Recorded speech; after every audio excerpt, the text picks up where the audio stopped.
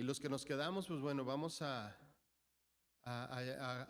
continuar con esta enseñanza de la carta a los Efesios.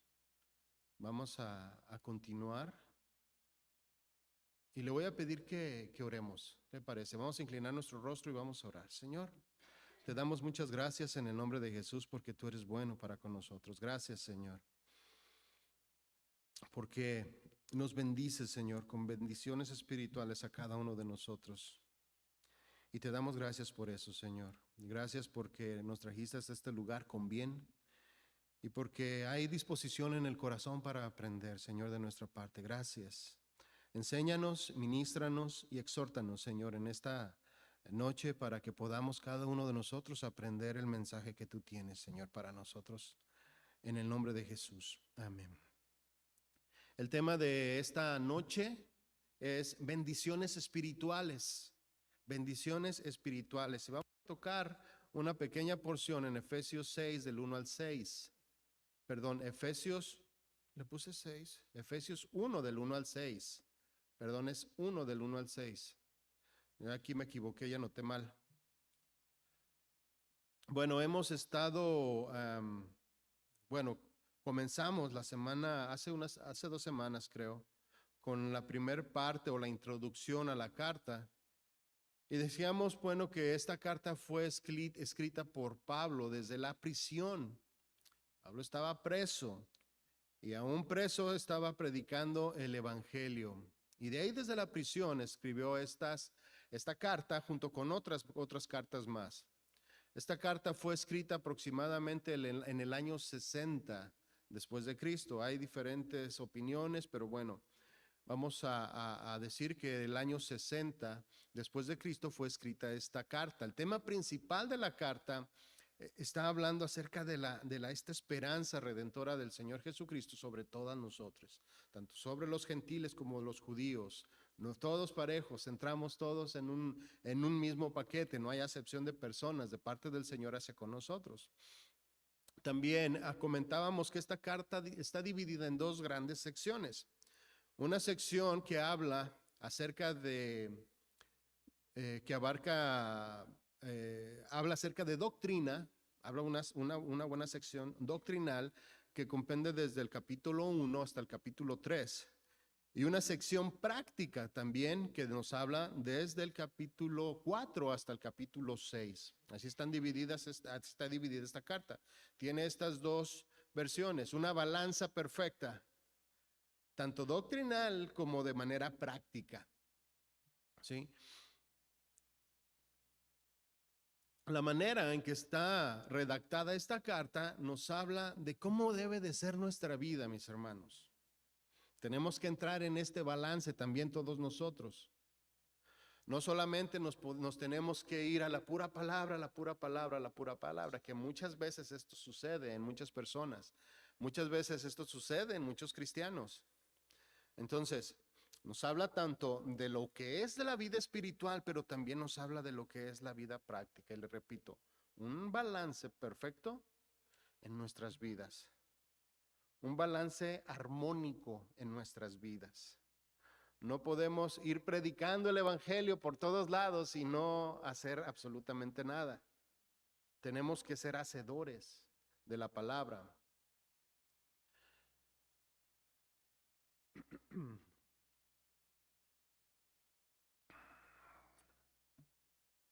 En segundo lugar, repito también, bueno, esta carta nos habla de que somos escogidos por Dios por medio de su gracia y también nos habla de la manera práctica. Esta epístola entonces concuerda y va en armonía con todo lo escrito en la Biblia. Sigue el mismo patrón que nos enseña la Biblia acerca de este balance que debe existir en nuestra vida, conocimiento y práctica. ¿Cuál es el propósito o cuál sería el propósito para todos nosotros de que la Biblia estuviera o esté escrita de esta manera? ¿Cuál es el propósito que nos debe de llamar la atención el que la Biblia tenga estas 2 vertientes? Bueno, el propósito para nosotros es provocar cambios.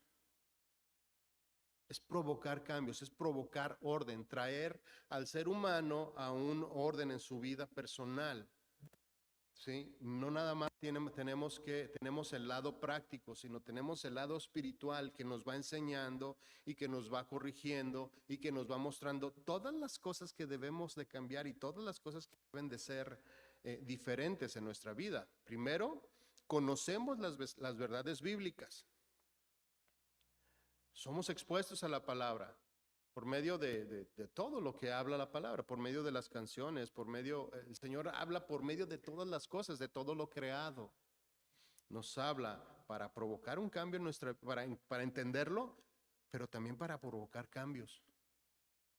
Primero lo conocemos y después cambiamos nuestra vida. Tiene que haber una reacción, tiene que haber una respuesta de parte de nosotros. Por eso esta carta está escrita de manera tan balanceada y tan perfecta. Por un lado entendemos, por otro lado practicamos. Los 10 mandamientos están escritos de la misma manera. Deuteronomio 5:1, vamos para allá. Yo voy a leer la Nueva Traducción Viviente.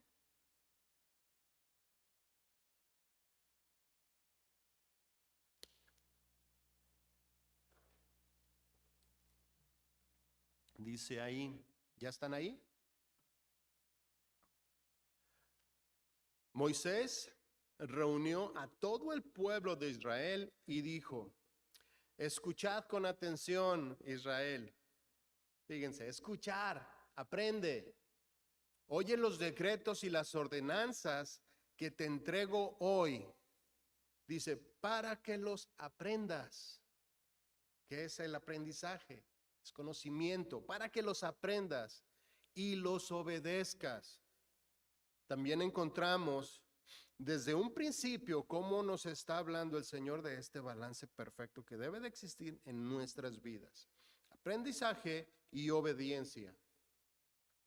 Dice, para que los aprendas. ¿Qué es aprender? Simple y sencillamente conocimiento. Y los obedezcas. ¿Qué es obedecer? Sencillamente traer a la práctica lo aprendido. Deuteronomio 10:12. Nueva Traducción Viviente dice, el título de tu Biblia en la Reina Valera dice lo que exige Dios. En esta otra versión dice un llamado al amor y a la obediencia. Vemos otra vez lo mismo. El título de esta porción de la escritura vemos de nuevo el amor y la obediencia. ¿Cómo desarrollamos el amor? Bueno, pues conociendo a Dios. ¿Cómo me enamoré yo de mi esposa? ¿Cómo te enamoraste tú de tu esposa, de tu esposo? Pues conociéndolo, con el trato, sabiendo lo que le gusta, atendiendo a sus necesidades en este conocimiento que debe de existir. Entonces, vemos de nuevo el conocimiento, pero también dice, y la obediencia. ¿Cómo desarrollamos obediencia? Pues practicando lo aprendido. Balance perfecto. El 12, entonces dice ahí, Deuteronomio 10:12, dice, y ahora Israel, ¿qué quiere el Señor tu Dios de ti? Solo requiera que temas al Señor tu Dios. La palabra temer no está hablando de un temor de miedo, está hablando de un temor reverente. ¿Sí? Jehová Jireh, esa es la palabra en el hebreo que está hablando. Temer al Señor con un temor reverente. Este temor se refiere, no se refiere, repito, al temor así que provoca una persona a la cual es peligrosa o se le tiene miedo por violencia, sino habla, como repito, un temor de una reverencia pues una reverencia hacia Él, una reverencia de respeto, una reverencia de admiración. ¿Cómo podemos nosotros reverenciar o cómo podemos reverenciar a Dios de la manera correcta? Pues conociéndolo,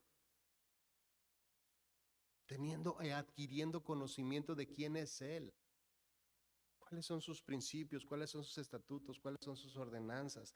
¿Qué le gusta al Señor? De esta manera nosotros podemos ser reverentes al Señor.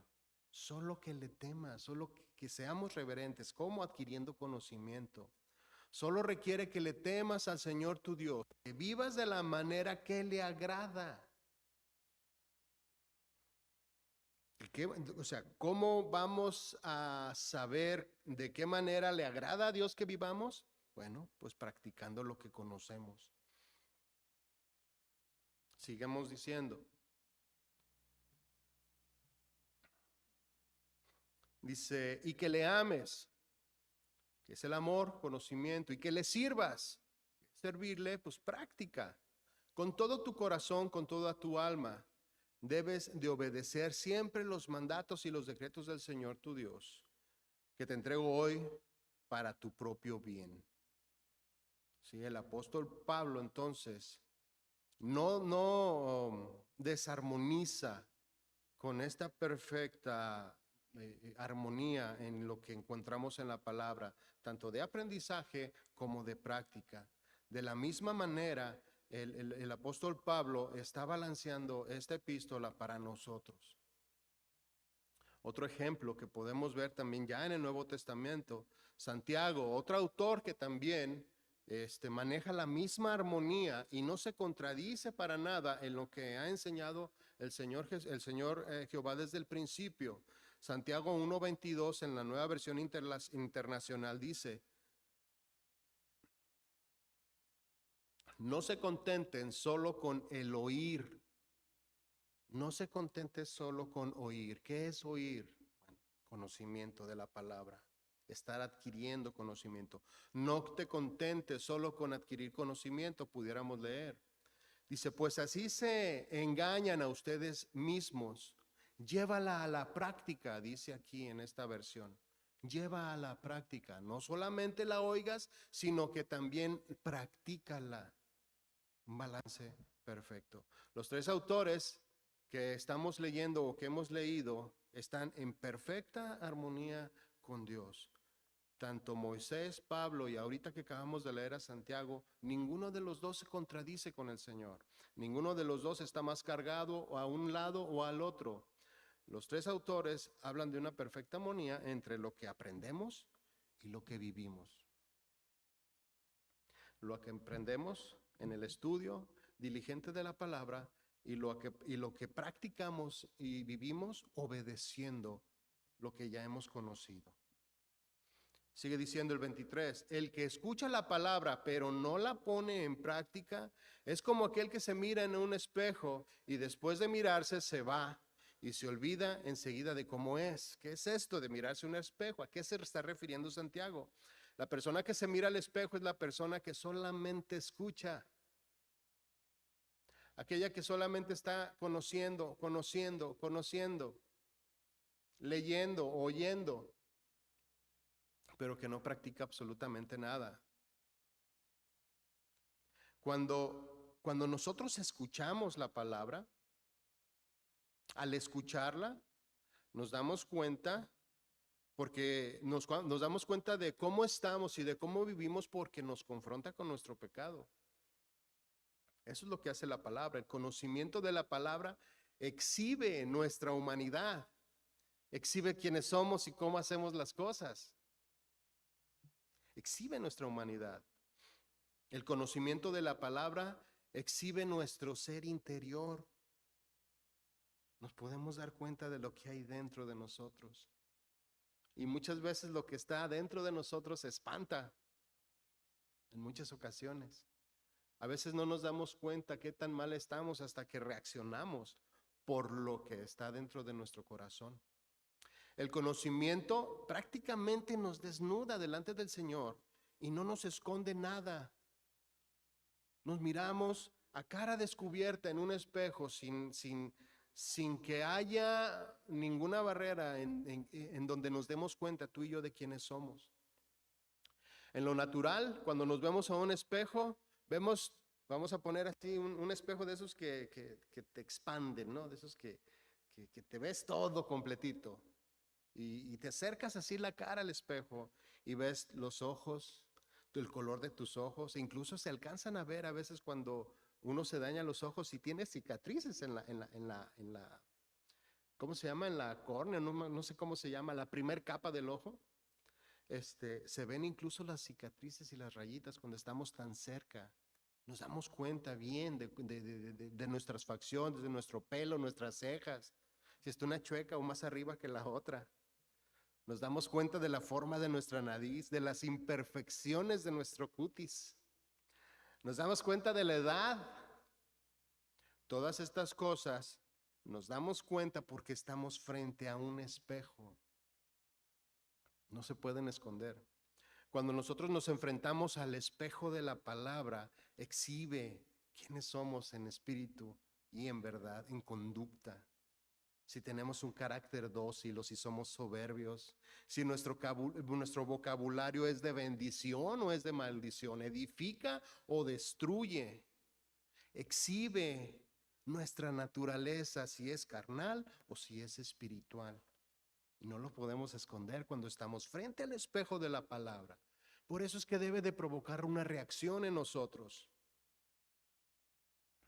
Aquel que se ve al espejo y se le olvida cómo es aquel que después de haber escuchado la palabra, no cambia absolutamente nada en su vida. Sigue viviendo igual. Sigue viviendo de la misma forma. Dios le dijo que tenía que cambiar, pero él no quiere cambiar, o ella no quiere cambiar. Se está refiriendo Santiago a aquella persona que se ve al espejo y se le olvida quién es. Es un desbalance, porque solamente está oyendo y no está haciendo lo que la palabra le dice y le enseña. El verso 25 de Santiago dice ahí, pero quien se fija atentamente a la ley perfecta que da libertad y persevera, ¿qué es perseverar? Practicar. Conocimiento y práctica, mis hermanos. Es lo que está enseñando Pablo en la carta. Conocimiento del creador del universo y práctica obedeciendo sus leyes. Persevera en ella, es decir, pone en práctica, no olvidando lo que ha oído, conocimiento. Dice, sino haciéndolo, recibirá bendición al practicarla. ¿Por qué les digo todo esto, mis hermanos? ¿Por qué le empecé con esta introducción? Bueno, porque precisamente la carta habla de esto. Toda la carta habla de esto, de un balance perfecto que nosotros debemos de tener. Adquirir conocimiento y practicar. Nos habla de lo que debemos de aprender, pero también abundantemente de todas las cosas que debemos de hacer.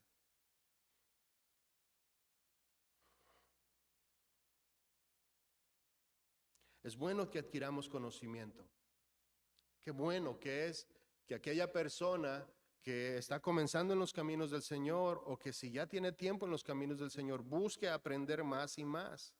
Y existen herramientas en abundancia ahora con el internet, cursos, seminarios, estudios, clases virtuales, etcétera, etcétera, etcétera. Hay mucho material que por medio de internet nosotros podemos encontrar. Un sinnúmero de cursos y de conocimiento existe a través del internet. Pero no solamente debemos de adquirir este conocimiento. ¿De qué nos sirve llenarnos de todo este conocimiento si no estamos dispuestos a poner en práctica nada de él? ¿De qué nos sirve?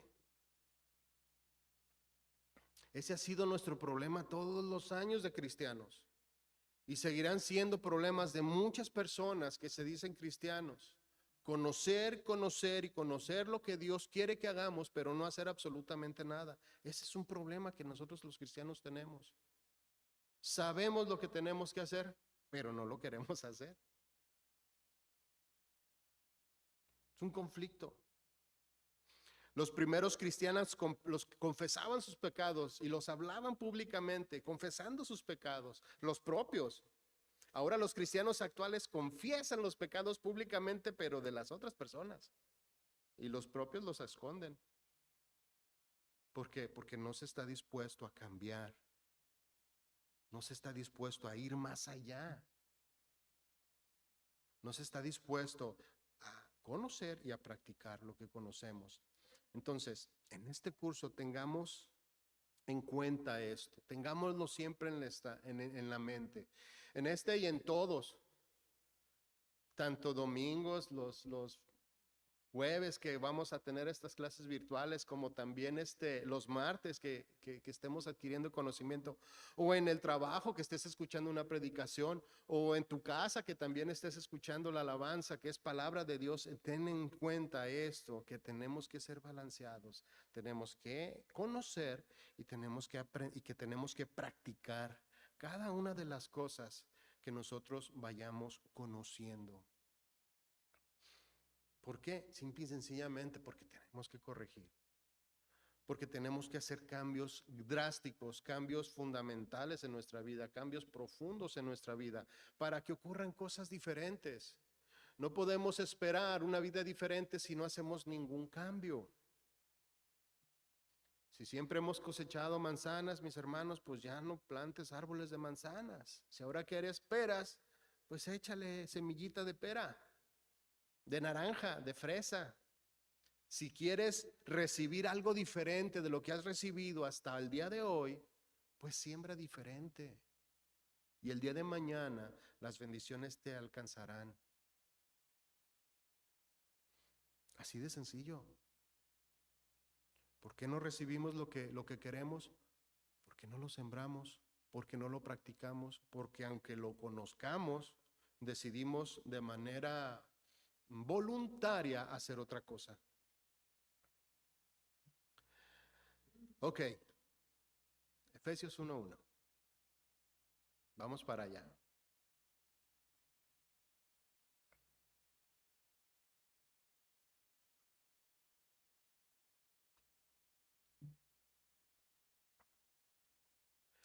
En Efesios 1:1 encontramos la salutación de Pablo. Efesios 1:1 y 2. Pablo dice: apóstol de Jesucristo por la voluntad de Dios, a los santos y fieles en Cristo Jesús que están en Éfeso, gracia y paz a vosotros, de Dios nuestro Padre y del Señor Jesucristo. Dice aquí la primera porción: Pablo, apóstol de Jesucristo por la voluntad de Dios. Algo importante que nosotros debemos de tener en cuenta y que debemos de asimilar y de saber es que somos escogidos por Dios para el servicio. Somos escogidos por Él. Él nos aparta, Él nos llama. Él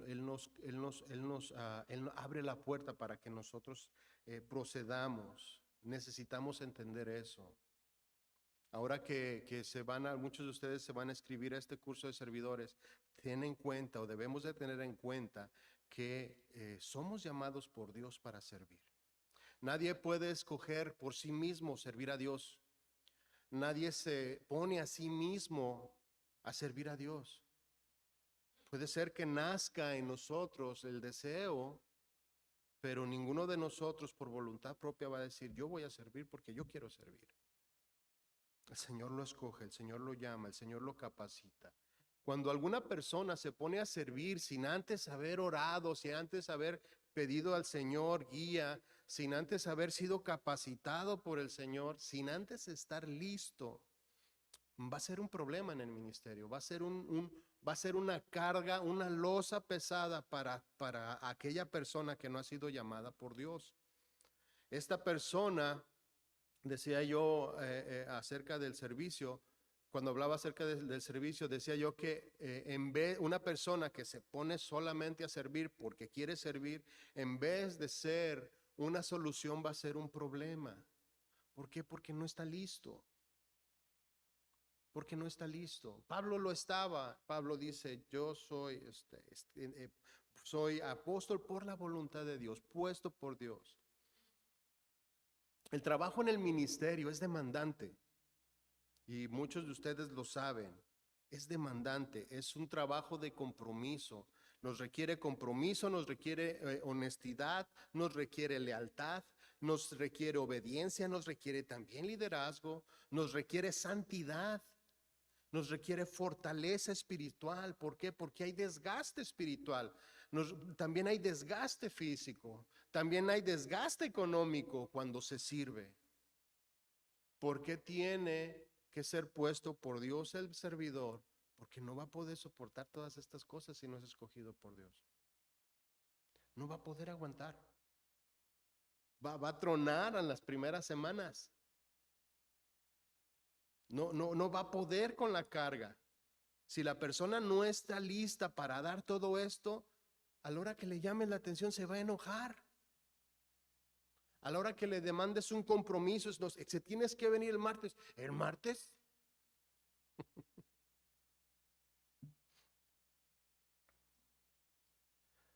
No va a aguantar. Le va a costar trabajo obedecer. Muy probablemente se vaya a sentir cuando le llames la atención a una persona que no ha sido llamada por Dios y que no ha sido capacitada y que ha desarrollado todas estas cosas que hemos mencionado. Se va a sentir, va a sentir que la tienes contra él, va a sentir que la tienes contra ella, que no le dices lo que ella quiere escuchar, que nada más lo está regañando, porque no está capacitado para todas estas cosas. En un momento dado, hasta incluso se puede ir de la iglesia cuando le digas, ¿sabes qué? También le tienes que invertir dinero. Así que, vámonos de aquí. Quieren mi dinero, vámonos.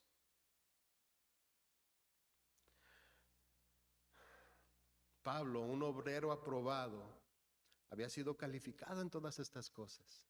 Cuando tenía que trabajar, se ponía a trabajar. Cuando la iglesia no le podía sostener o no le podía dar para su sostenimiento personal, se ponía a trabajar, no tenía ningún problema. Bueno, tanto estaba capacitado que esta carta la estaba escribiendo desde la cárcel. No estaba sentido con nadie, no estaba enojado con Dios, no le estaba echando la culpa a los líderes, no le estaba echando la culpa a los otros apóstoles porque estaba preso.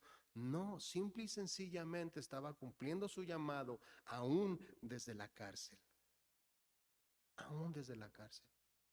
¿Por qué? Porque estaba capacitado. Porque había aprobado todas estas cosas que les acabo de mencionar. Filipenses 1:21 dice el mismo Pablo, dice, porque para mí el vivir es Cristo y el morir es ganancia. Esta expresión cuando dice el vivir es Cristo, habla acerca de todo lo que necesitaba hacer. Vivir es Cristo abarca todas las cosas que nosotros necesitamos hacer, para vivir la vida cristiana, para cumplir a cabalidad con el llamado que nosotros tenemos hacia el servicio, en este caso. Habla de pagar un precio. El vivir en Cristo habla de pagar un precio. Y decía él, el morir ganancia, no me importa si muero, qué mejor si muero. ¿Cuántos de nosotros o cuántos de los que sirven estarán dispuestos a llegar a este punto, a esta entrega, a las demandas de este tipo de carácter y de este tipo de hacer para el Señor?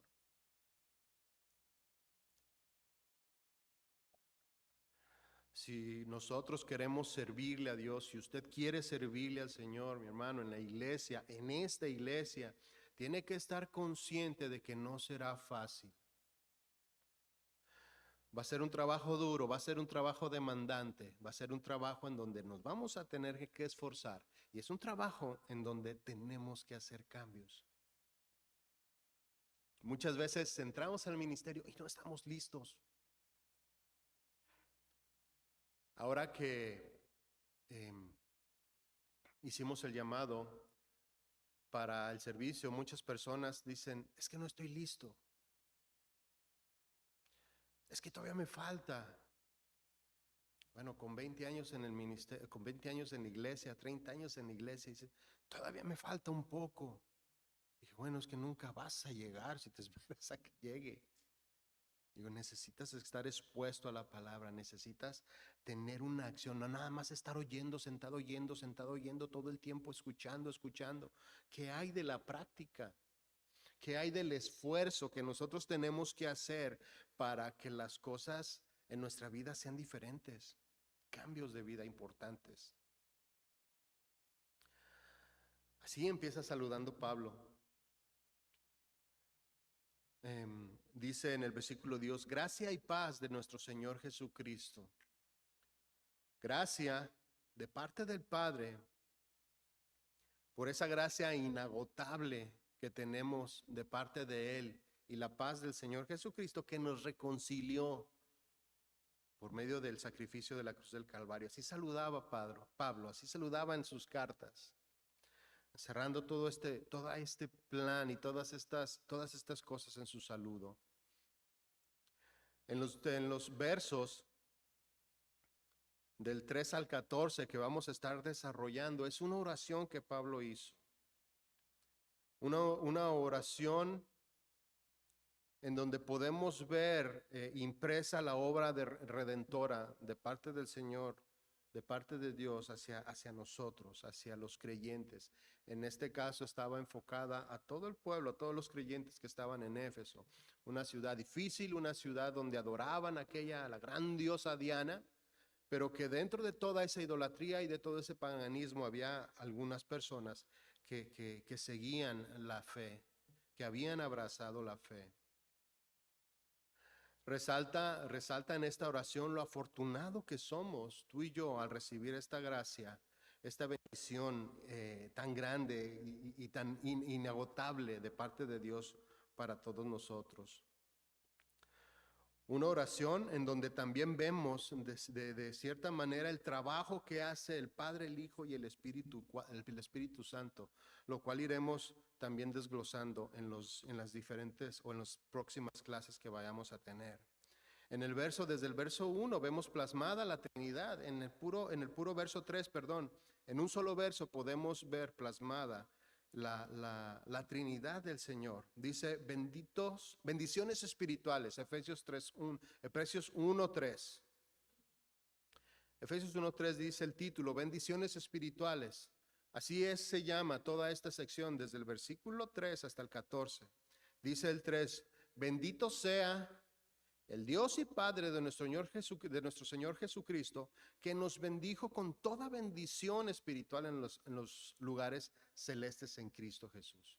Vemos a las tres personas en este solo capítulo, un trabajo completo de parte del Señor hacia con nosotros. El Padre que nos bendijo, dice aquí, por medio del Señor Jesucristo.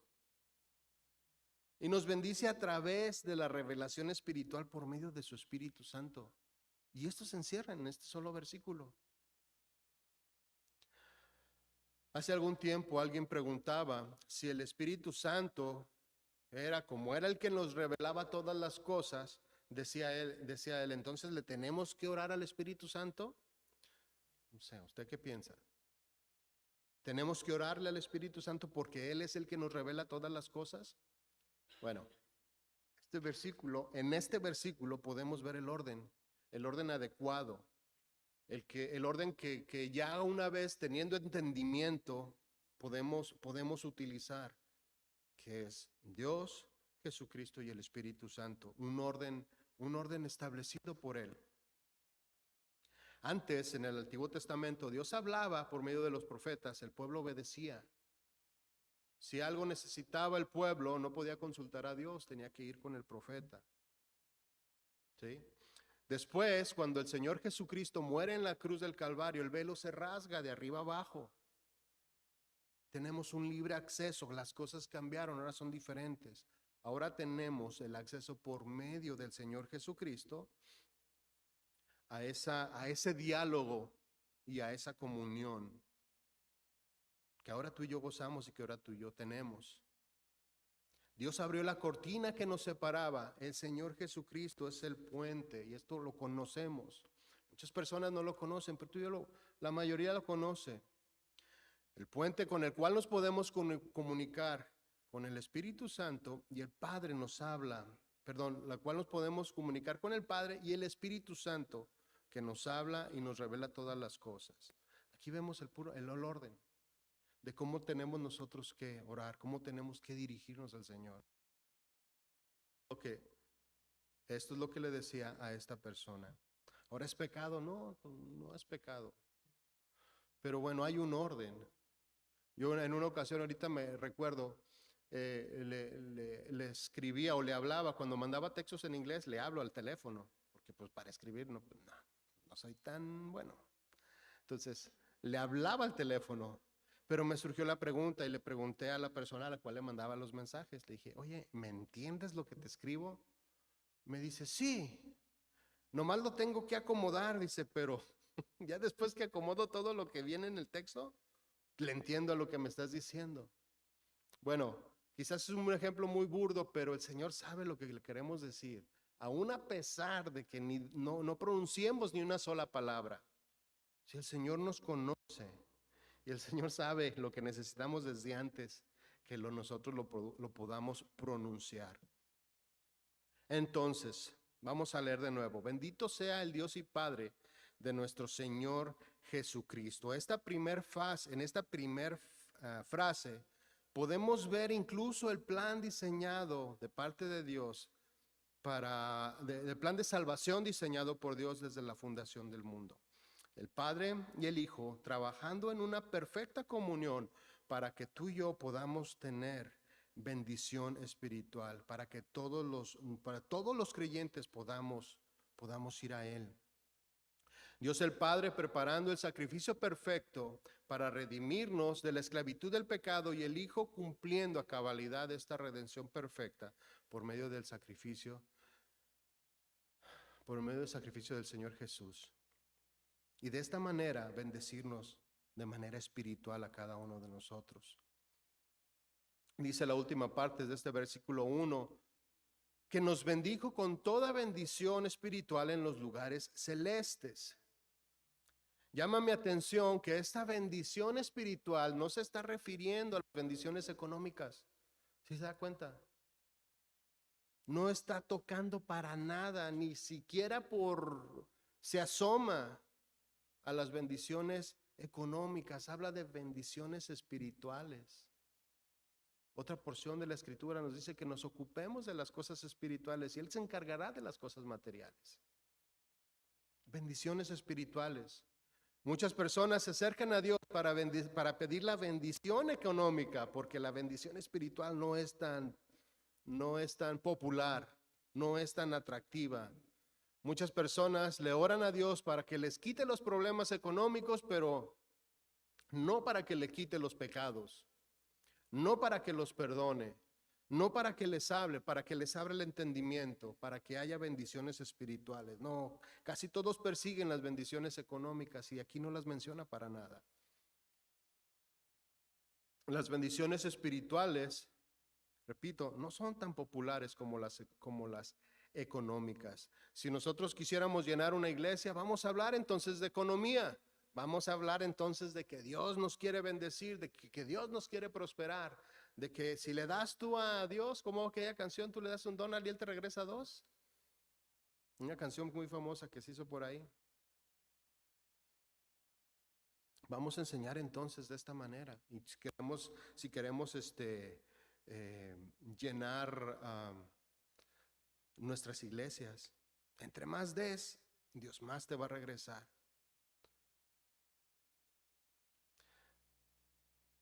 Bendiciones espirituales en los lugares celestes. El fundamento de toda bendición espiritual es el Señor Jesucristo. ¿Cuáles son estas bendiciones espirituales a las cuales se está refiriendo Pablo? Se refiere a todos aquellos dones que recibimos por medio de la fe, por medio de la renovación, por medio de Cristo Jesús. Como el perdón de los pecados, como la comunión ahora ya personal con el Señor, bendiciones espirituales, como el que ahora te puede escuchar el Señor lo que hablas, tus peticiones, cuando están alineadas a la voz, a la voluntad de Dios, Señor te escucha. Y también otra bendición, que te contesta esas bendiciones. Ya de manera directa, ya hablando contigo por medio del Espíritu Santo, ya tienes una comunión con Él. Bendiciones espirituales. Nos da sabiduría, nos da entendimiento, nos ayuda a comprender todas las cosas. Nos ayuda a entender el propósito que tiene ahora Él con el trato que nosotros obtenemos.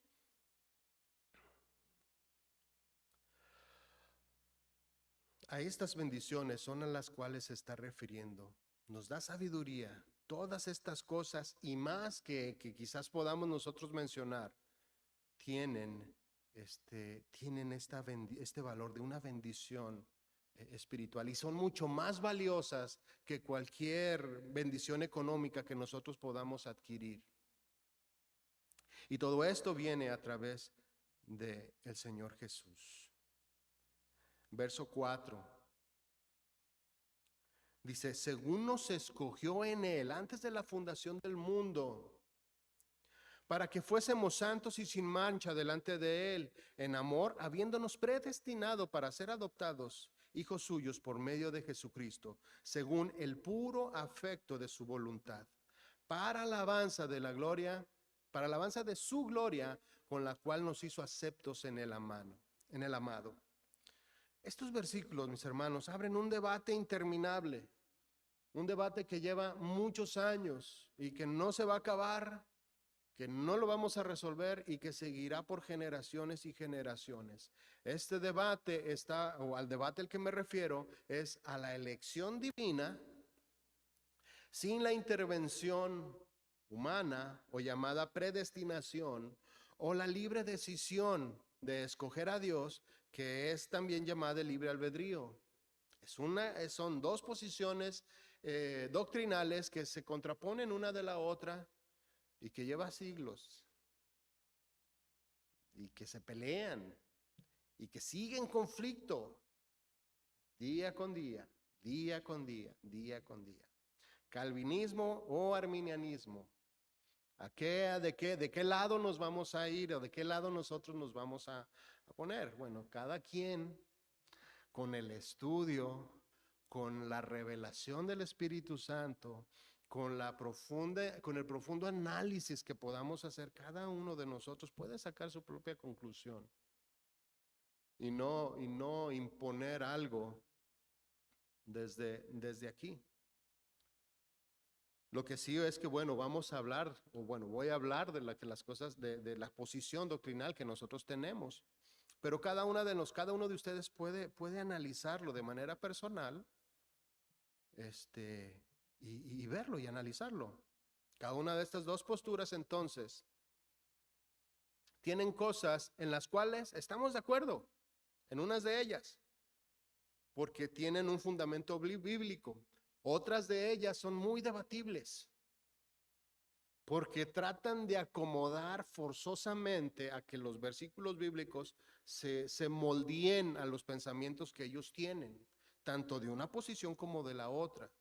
Pero a la luz de la Biblia son muy debatibles muchas de las posturas que tienen. Un ejemplo, calvinismo. Ellos dicen que Dios a unos los creó para bendición y a otros los creó para maldición. A unos sí les da o les dio o los escogió para que fueran hijos de Él y se fueran con Él, a otros los creó para que se fueran al infierno. Esa es una posición que ellos tienen. Y bueno, a mí se me hace algo injusto simplemente el pensarlo de esa manera. Ellos dicen que no es injusto pensarlo así, porque Él sabe quién es de Él o quién es el bueno y quiénes son malos. Entonces, ellos mismos, se contradicen entre las cosas que comentan. Entonces dicen, si Él sabe quién es bueno y quién es malo, entonces ¿sí tomaron una decisión o cómo está la cosa? ¿Sí se inclinaron por algo o no se inclinaron por algo? Aplicando esa doctrina, pudiéramos pensar que si alguno de nosotros, que los que estamos aquí, que somos viles pecadores, Pero por la constante exposición a la palabra y que el Espíritu Santo nos confronte y nos traiga convicción de pecado, quiere decir que si no somos escogidos no nos vamos a poder arrepentir.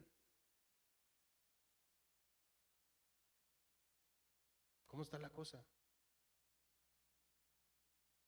O sea, si no somos escogidos, después de que me doy cuenta que sí, sí es cierto, estoy mal, tengo que hacer un cambio. No, es que no eres escogido. No te puedes arrepentir. Entonces, ¿a quién le vamos a predicar? ¿Sabemos quién es escogido? Una vez alguien dijo, "No, ya ni le prediques porque este fue creado para maldición". ¿Será? O sea, es delicado una postura de esta magnitud. Es delicada.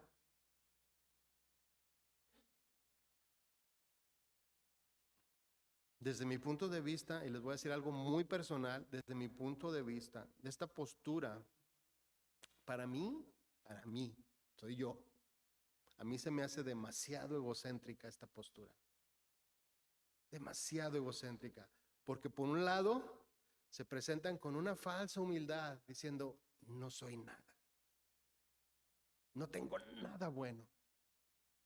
No soy digno ni siquiera de levantar mi rostro. Pero por otro lado, dicen, Dios me escogió. Sí, desde mi punto de vista, repito, se me hace una posición demasiado egocéntrica. Por un lado me tiro al piso y por otro lado digo, algo bueno de tener porque Dios me escogió. No lo digo con palabras, pero sí con una actitud y con una postura. Yo sí soy hijo de Dios. Esto es mi pensamiento, lo que yo creo. ¿Me meteré en situaciones? Quizás, pero bueno, eso es lo que yo creo. Por otro lado, el arminianismo dice que puedes perder la salvación, como si dependiera de nosotros el ganarla, como si dependiera de nosotros ganarla o perderla, como si pudiéramos ser salvos por nuestros propios méritos o por nuestras propias obras. Dos posturas que están en contraste y con las cuales tampoco nosotros, ni con ninguna de estas dos, congeniamos con ellos. Estas dos posturas son demasiado debatibles y no se pueden poner de acuerdo, ni nosotros nos vamos a poder poner de acuerdo y ni las vamos a solucionar. Así que por eso es que digo, vamos a escudriñar, vamos a leer qué es lo que el Señor nos quiere enseñar, de qué manera nos quiere iluminar con su palabra para que nosotros podamos tener entonces entendimiento. Vamos a leer de nuevo Efesios 1:4. Según nos escogió antes de la fundación del mundo. Una de las bendiciones espirituales es precisamente esta, las que mencionábamos ahorita. Él nos escogió desde antes de la fundación del mundo. Antes de que el mundo fuese concebido o que fuese como lo vemos actualmente, el Señor ya nos había escogido. Desde antes de todas las cosas, desde antes de lo que vemos, el Señor ya nos había concebido como hijos de Él. ¿En qué se basa esta elección? Bueno, vamos a seguir adelante. La palabra escoger significa elegir o juntar. En otras palabras, Él nos juntó, Él nos escogió para cumplir una función específica para la cual nosotros fuimos creados.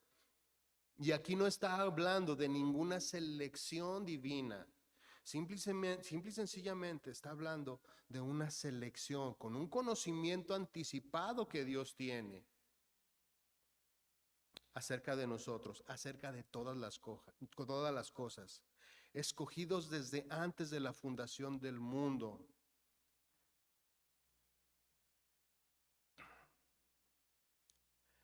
Dice esta palabra entonces que Él interviene con un conocimiento anticipado, su presencia, la presencia de Dios, que bueno, de esta manera Él puede saber lo que viene, puede saber. Nosotros vemos nada más el segundo que estamos viviendo. El Señor puede verlo todo. Desde pues, el pasado, obviamente, pero todo el futuro, de toda nuestra vida, de todos nosotros, puede verlo. Y en base a eso, Él nos selecciona. Esta misma palabra, escoger, fue utilizada en Lucas 6:13. Vamos ahí, vamos a leer. Lucas 6:12, vamos a leer desde el 12. En la Reina Valera dice, elección de los 12 apóstoles. En aquellos días, Él fue al monte a orar, está refiriéndose al Señor Jesús. En aquellos días Él fue al monte a orar y pasó la noche orando a Dios. Y cuando era de día, llamó a sus discípulos y escogió, seleccionó, apartó, juntó a 12 de ellos. Los apartó a los 12. Es la misma palabra escoger. Es de la misma raíz etimológica, la misma raíz de esta palabra es la misma que acabamos de leer en Efesios. Sigue diciendo, a los cuales también llamó apóstoles. Y dice los nombres, a Simón, a quien llamaban Pedro, Andrés su hermano, Jacobo, Juan, Felipe y Bartolomé, Mateo, Tomás, Jacobo hijo de Alfeo, Simón llamado el Celote, Judas hermano de Jacobo y Judas Iscariote, que llegó a ser el traidor. Vemos de manera clara que no hay ninguna selección divina en este escogimiento de los apóstoles. Bueno, habrá quien diga es que 11 fueron escogidos para bendición y uno fue escogido para maldición. Siempre está tratando de hacer encajar su doctrina en todo lo que la Biblia dice. Entonces, aquí estaba Judas en esta elección. En esta selección simplemente los apartó para que cumplieran una función. Los 11 cumpliendo una función y Judas también cumpliendo su función. Diseñada por Dios desde antes de la fundación del mundo, con un conocimiento anticipado de Él. A esto le estamos diciendo nosotros, para esto los seleccionó, para esto los juntó. En la segunda parte del verso 4 encontramos también el propósito por el cual el Señor nos apartó desde antes de la fundación del mundo. Dice, para que fuésemos santos y sin mancha delante de Él. Este es el deseo de parte de Dios para con todos nosotros, que seamos santos, que seamos sin mancha, hacedores de la palabra y no tan solo oidores. ¿Cómo es que nosotros vamos a llegar o vamos a lograr a ser santos y a ser sin mancha? Bueno, ¿cómo vamos a lograrlo? El Señor Jesús, el Padre, puso todos los medios para que pudiéramos vivir de acuerdo a su voluntad. Él nos capacitó. Dijo el Señor Jesús, les voy a dejar un consolador, el cual les revelará todas las cosas. Es un trabajo completo que el Señor diseñó desde antes de la fundación del mundo para que todos nosotros viviéramos de la manera adecuada. Nos dejó su Biblia para que cada uno de nosotros pudiera adquirir conocimiento y por medio del Espíritu Santo también entendimiento y poder poner en práctica todo lo que aprendimos. Y si pecamos y si llegamos a pecar, dice la palabra que abogado tenemos para con el Padre, que ninguno de nosotros es santo, es puro, es apartado en su totalidad. Seremos hasta que lleguemos con Él. Mientras estemos en esta vida y en este cuerpo y con las circunstancias que estamos viviendo a nuestro alrededor, seguiremos pecando. Pero según Juan 2:1, tenemos abogado para con el Padre, para que en cada momento que nosotros pequemos podamos ir, arrodillarnos y confesar nuestros pecados con Él. Otra pregunta, ¿para qué nos apartó? ¿O por qué nos apartó? Por amor. Así de sencillo. Por el puro afecto de su voluntad, como lo dice el siguiente versículo. Eh, Efesios 1:5 dice, en amor, habiéndonos predestinado para ser adoptados hijos suyos por medio de Jesucristo, según el puro afecto de su voluntad. Y aquí volvemos a encontrar esta palabra, predestinación, predestinó,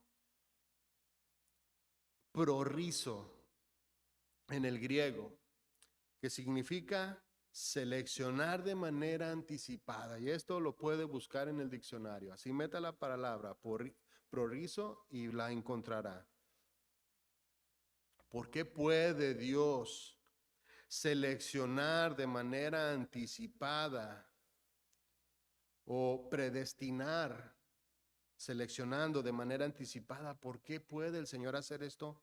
Por su conocimiento, por su presciencia, el conocimiento que el Señor tiene de todas las cosas. Dios sabía que desde antes de la fundación del mundo, en un punto, nosotros, tú y yo, todos nosotros íbamos a caer rendidos delante de Él. Nos íbamos a humillar delante de su rostro. Íbamos a doblar rodillas delante de Él en un punto de nuestra vida.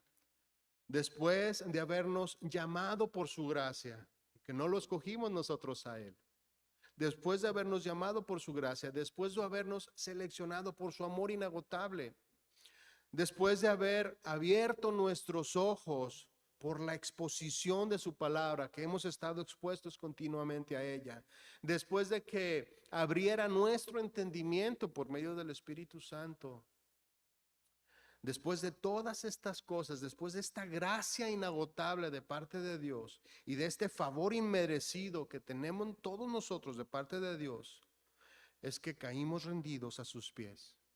En un momento, mis hermanos, caímos rendidos a sus pies. Y yo no veo ningún mérito de parte del ser humano en esto, en haber caído rendido a sus pies, después de haber visto toda su grandeza y cómo Él es con nosotros. Yo no veo ningún mérito humano en esta decisión, aunque la tomamos. La postura, lo que esto dice, esta postura doctrinal, ¿no? La otra, que es mérito de nosotros haber creído, y pues no, yo la verdad es que no le veo mérito alguno. El Señor se ha expuesto de tal manera y tan abiertamente a nosotros que no, ¿cómo poder negarse? Yo por el contrario veo un amor inagotable de parte de Dios hacia nosotros, que sin merecer que fuésemos salvos, Él nos lo dio a todos nosotros por amor. Por amor a ti, por amor a mí. Nada más. Según el puro afecto de su voluntad. Dice, para alabanza de la gloria de su gracia, con la cual nos hizo aceptos en el amado. Ya para finalizar, denme 2-3 minutos.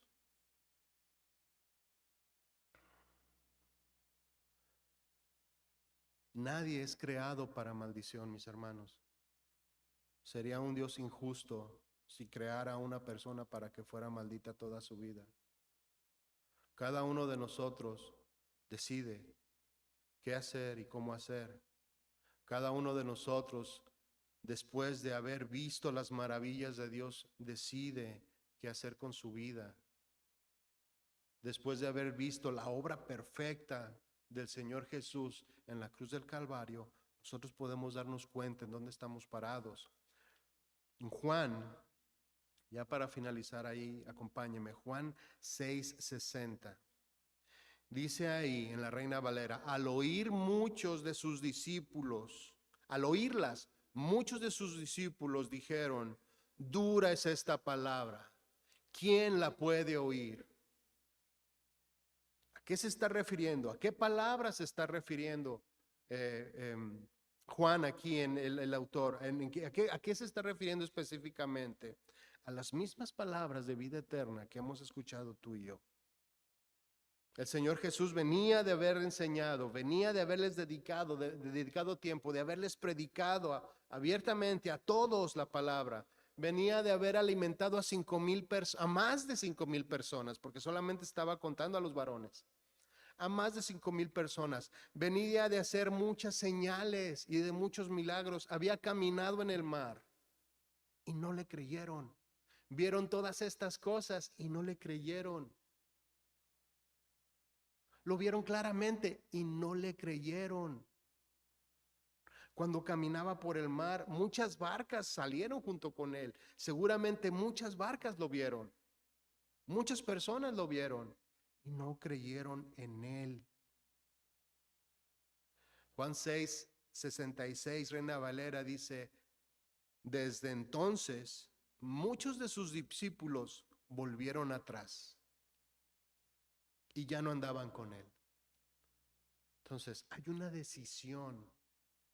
Después de haber visto tantas y tantas cosas y tantas maravillas de parte de Dios, después de haber visto su gracia, de que no podía dudar ninguno de ellos que él venía de parte de Dios, como lo dijo Nicodemo, sabemos que vienes de parte de Dios. No podía negarlo ninguno de ellos, pero decidieron volver atrás. Aquí sí hay justicia. Y todas estas personas van al infierno, hay justicia divina. Si Dios las seleccionara de manera anticipada, ahí no hay justicia.